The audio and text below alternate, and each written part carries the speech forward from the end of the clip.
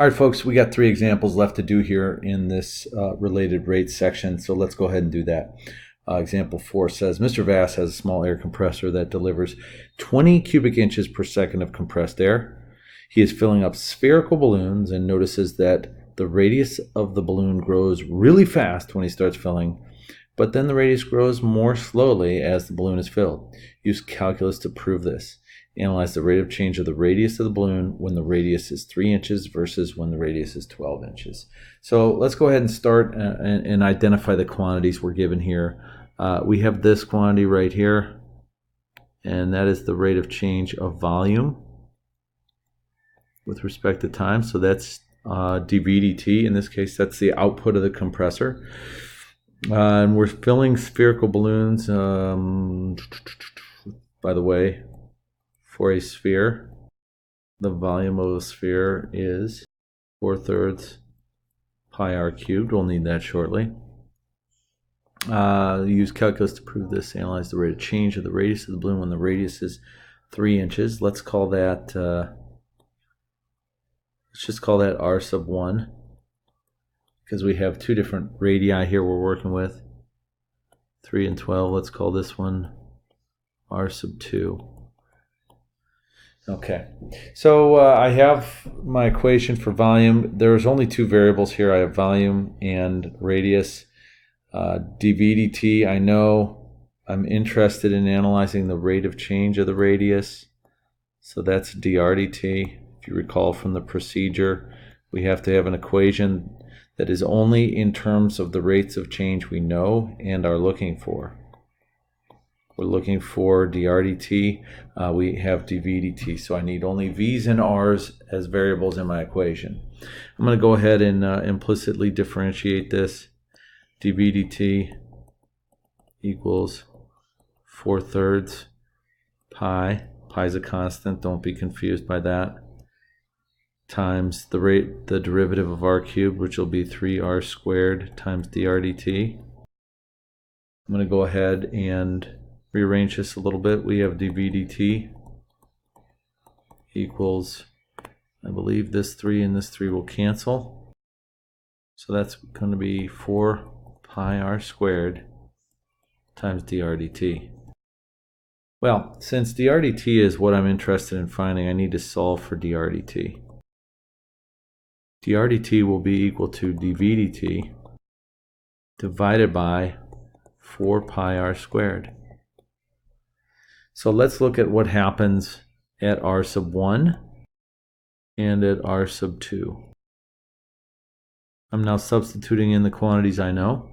So dr dt, when the radius is 3 inches, will be 20. That's dV dt divided by 4 pi times 3 squared.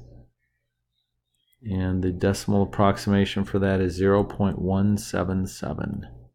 It's our 3-digit decimal. And let's just talk a minute here about units. That's going to be in inches per second. The reason why is I've kept all units in terms of inches and seconds.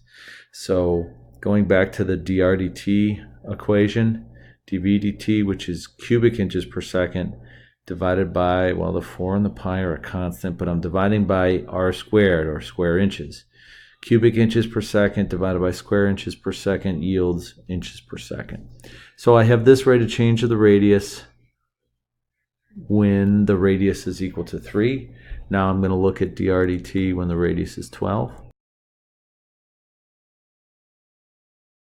And the decimal approximation for that is 0.011 inches per second. So as I suspected in the problem, the rate of change of the radius is larger when the radius is smaller than when the radius is larger. So here's a conclusion statement.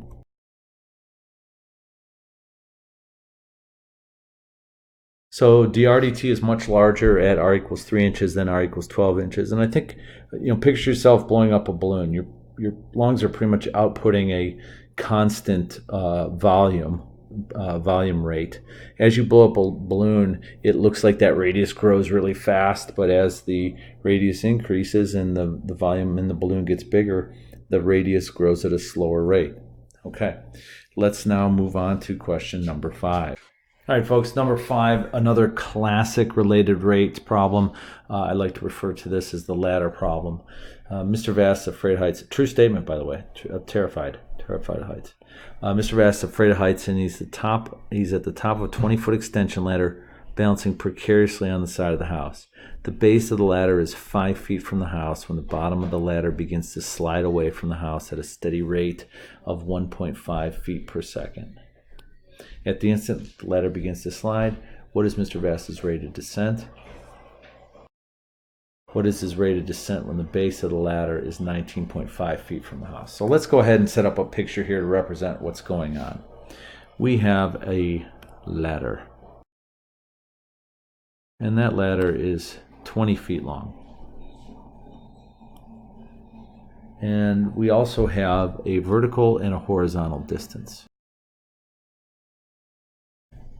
So we're going to call this vertical distance x and this horizontal distance y. And the length of the ladder is a constant, and that is 20 feet. So let's just make a note of that. This is a constant, not changing. But x and y are changing. So the ladder, and we're told that the base of the ladder starts to slide out at a steady rate of 1.5 feet per second. That means dx dt is equal to 1.5 feet per second. And I'm going to just note that here in the picture as follows. That dx dt is 1.5 feet per second. Okay, so we're asked to find, we're given dx dt, and we're asked to find the rate of descent. Well, the rate of descent, that's going to be dy dt. And that's what we need to find. So we need to come up with an equation that involves only x and y.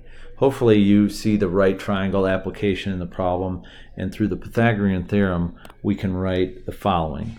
We can say 20 squared equals x squared plus y squared. Okay, and straightforward, 20 squared is 400. We still have x squared plus y squared. But I need to differentiate that with respect to time. So I'm just going to show you here that I am differentiating both the left and the right with respect to time. And the derivative of the constant on the left-hand side is 0. But on the right-hand side, I have some work to do. So this is going to be 2x times dx dt plus 2y times dy dt.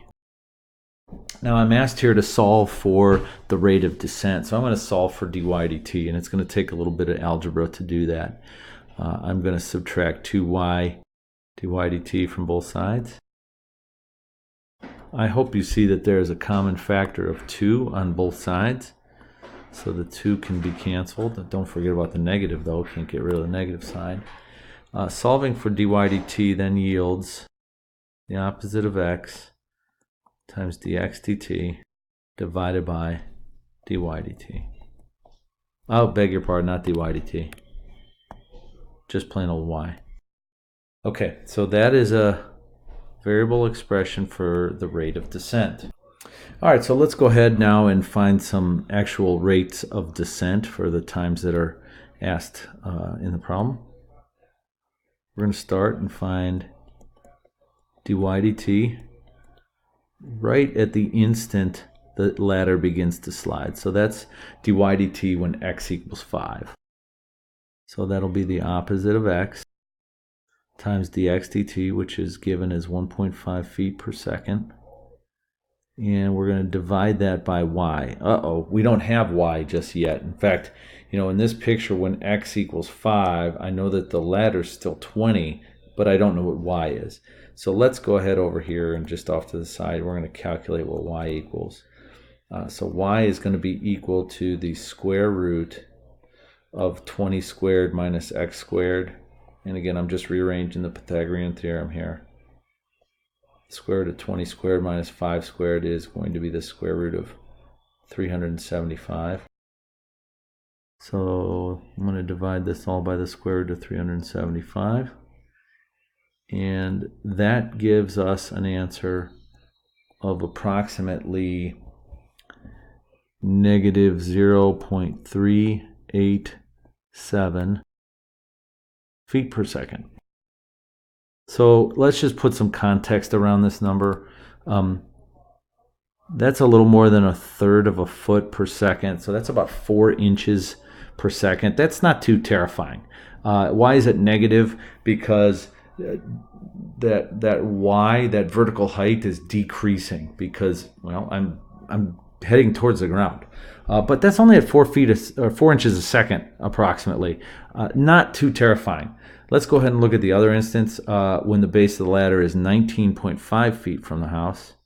So I have to do this again. We're going to solve for dy dt when x equals 19.5.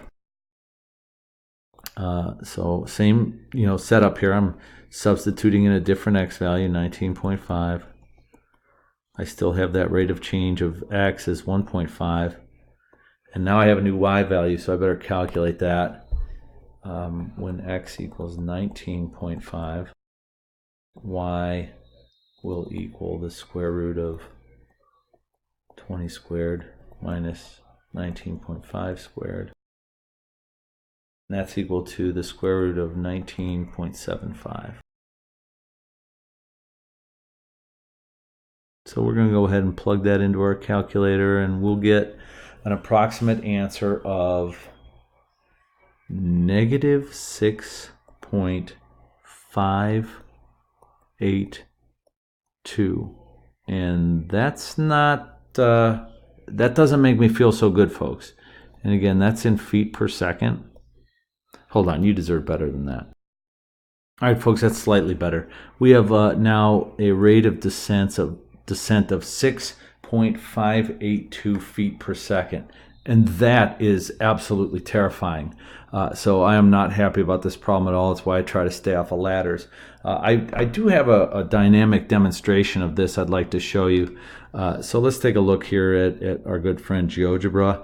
What I have is a 20-foot ladder, and I have the base of the ladder 5 feet from the house.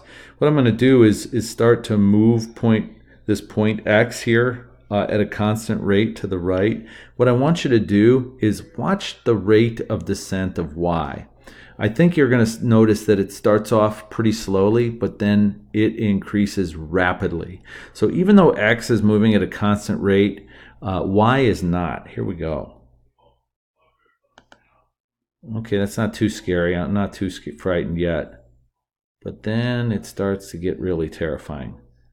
Notice how fast it's moving now, folks.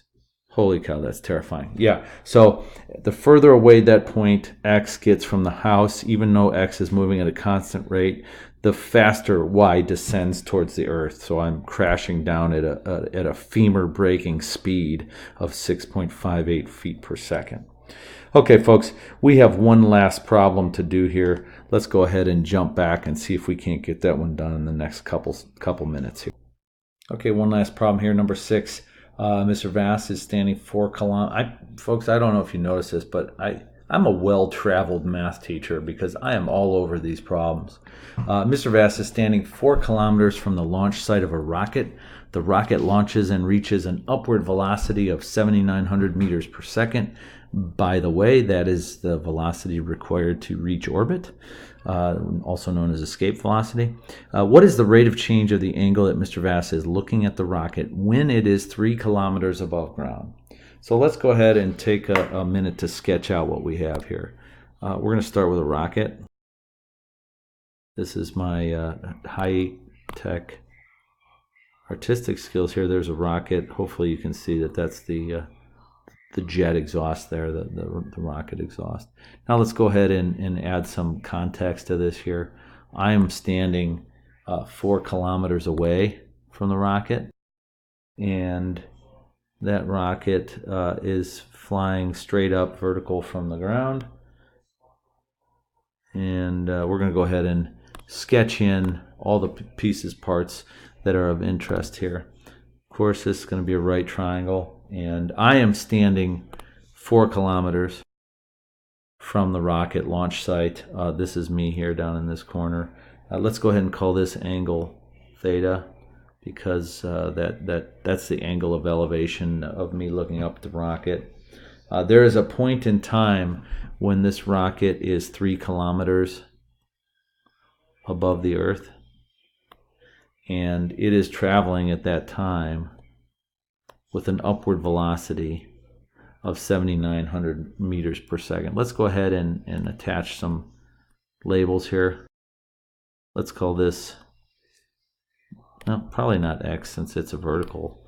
We could, but let's stick with the standard. Let's call that Y. That means this velocity here will be dy dt. That's 7,900. This value down here is x equals 4, and I want you to think for a second about what dx dt is. Pause the video and discuss that with your table partners for just 1 second. No, seriously, pause it and discuss. Okay, so I think you should be able to come up with the fact that I am not moving horizontally compared to where the rocket launched. So that rate is actually 0. Okay, let's read through the problem and make sure we've captured everything that is important here. We have Mr. Vass standing 4 kilometers from the launch site. That's great. I've got that. The rocket launches and reaches an upward velocity of 7,900. I got that as dy dt. What is the rate of change of the angle that Mr. Vass is looking at the rocket when it is 3 kilometers above the ground? Rate of change of the angle. So I believe that means we need to know d theta dt when y equals 3. So that's a relationship there. We've captured all the quantities that are given or that we need to find. I know this. We're asked for d theta dt, and then we're given dy dt and dx dt. So I have to come up with an equation that only has thetas, x's, and y's in it. And let's see if we can do that. Hopefully you remember the trigonometric ratio of tangent. The tangent of theta is equal to y over x. So whatever the tangent ratio is for this angle, it's going to be equal to the vertical distance divided by the horizontal distance. And we happen to know those at one instant. We know that x equals 4 and it's not changing. We know that y equals 3, but it's changing at a rate of 7,900 meters per second. I guess I just really want to go back and talk about that for a second. Units are a little bit more important here than I led on previously. If I'm going to leave this in kilometers and this in kilometers, I better go back and turn dy dt into kilometers. 7,900 meters per second. If I leave everything else in kilometers, I better restate this as 7.9 kilometers per second.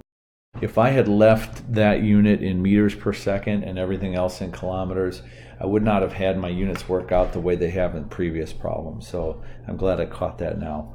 All right, let's go ahead and take the derivative with respect to time for our equation here. So we're going to take the derivative with respect to time of the left-hand side and the derivative with respect to time of the right-hand side. And I hope you recognize that this is one that we've already done in the notes, just like many of these other examples. So we got tan theta here, y over x here. Let's go ahead and differentiate with respect to time.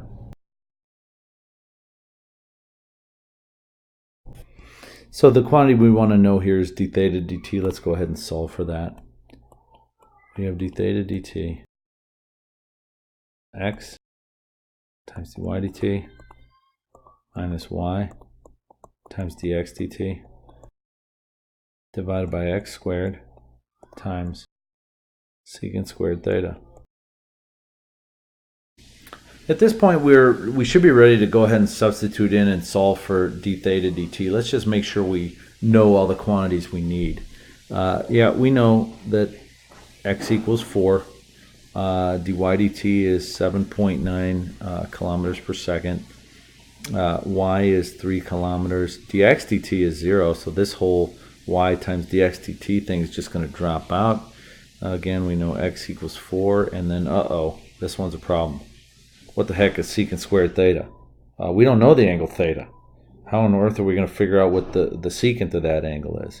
Well, we're going to use an old friend. It's called trigonometry. I'm not sure if you remember it, but I do know this. The secant of theta is equal to 1 over the cosine of theta. And if you look back at the picture, I hope that you can recognize this is a 3, 4, 5 right triangle. Yes, I just added that 5 kilometer mark in there. This is a 3, 4, 5 right triangle. So the cosine of theta is going to be 4/5. That means the secant of theta is going to be 5 over 4. So I can now substitute that in for secant of theta. So let's do our substitution. D theta dt is equal to x times dy dt minus 3 times 0. I'm writing that just so that you understand where all the values come from. I have x squared times secant of theta squared. And when you go ahead and crank out that calculation in your calculator, folks, you're going to get 1.264, and that's going to be radians per second. Radians per second. And let's just make sure those units make sense. X and Y were in kilometers. When you multiply by the rate of change of that position with respect to time, so that's kilometers times kilometers per second. That gives me kilometers squared per second. I'm dividing by kilometers squared. That gives me just per second. And then I'm dividing by secant squared, and a secant ratio is unitless. So what I have is a dimensionless unit here, radians, divided by seconds. And the actual units do work out if you go through the process of checking the units in the calculation. Okay, folks, one last comment here. If you really wanted to have a more meaningful measurement, perhaps you would look at d theta dt in terms of degrees, because maybe that's something that's a little bit more of an application measurement that we would use. So we have this 1.264, and that's radians per second. I hope you remember that we can multiply by 180 degrees per pi radians, and that's going to give us an answer in degrees per second, and that works out to be 72.422 degrees per second, and that's pretty freaking fast. Okay, folks, that's it for section 2.7, related rates. There's a lot of stuff in here. You're going to definitely need to get some practice with these problems and in WebAssign, and don't hesitate to ask, please.